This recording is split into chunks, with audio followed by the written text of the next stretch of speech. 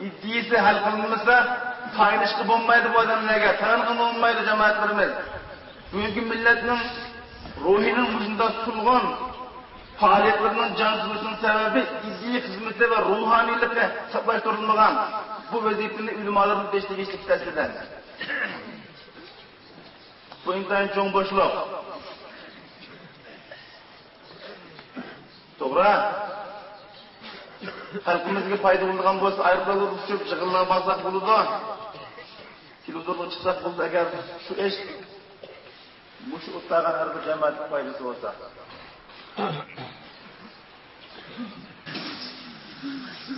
Muhtaram jamoatlarimiz, himmetlerimizni yutaylik. Cenab-ı Allah o'ziga boshlayib turib, secde qildirib tashlab etmaydi. Bu fakat vaqt meselesi. 50. yıllarda Cumhurlukla öldürülük kılganda ahvalı bizimkinin tüvense, lekin 50-52 bugün günde dünyadaki en zor küçük aylandı. Demek, her kimden her vakit takdir özgürdü. İnşallah bu fakat vaqt meselesi. Bu çıkartlarımızdan cemaatçilik makinelerini uzdumuz. Eğer ruhsat kılınsa namazı üzem düşürsem, bizning muşu mas'ullarımızdan keyinki ikinci avlod dini kişilerimizin Qasım kaldı. Sağalır Qasım Azikam'ın şagirdleri. Bular üçüncü avlod olmalıdır. Tekrar Qasım Azikam'ın şagirdleri. Eğer ustazın ruhsat kılsa namazı üzem düşürsem.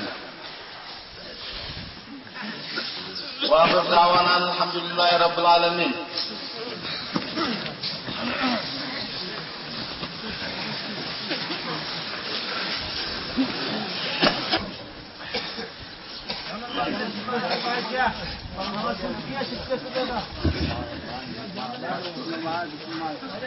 Başının aldı dikileme kenanlı genanla.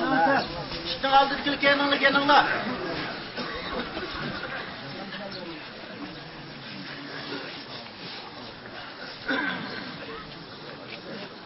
Allahu Ekber. Allahu Ekber.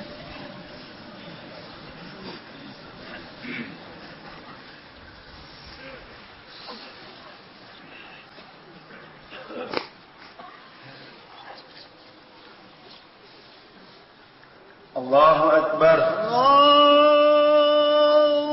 Ekber.